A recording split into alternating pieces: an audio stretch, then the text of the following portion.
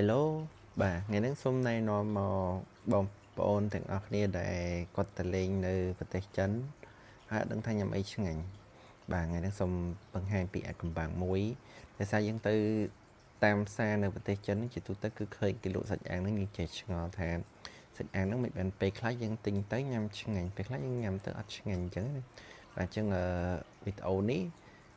សូមប្រាប់បងប្អូនថាពេលដែលយើងមុនទិញហ្នឹងយើងមើលឲ្យហើយថាតែសាច់អាំងដែលគាត់លក់ហ្នឹងវាមានមួយគេដាក់ទឹកជ្រលក់ដូចបែបយើងប្រហិតសោះនៅសាថ្មីអញ្ចឹងណា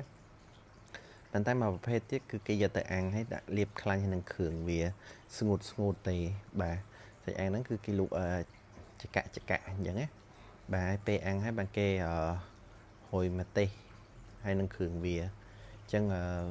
អ្នកដែលបងប្អូនដែលបានទៅលេងទៅដល់ចិនកុំភ្លេចណាសារអាមឹកអាំងចកានេះ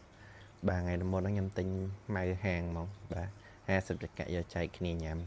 គឺថាឆ្ងាញ់មែនតែនហ្មងហើយតម្លៃក៏វាមិនសូវថ្លៃដែរអាចញ៉ាំដៃមឹកលេងបានអូខេវីដេអូថ្ងៃហ្នឹងគឺគ្រាន់តែប្រាប់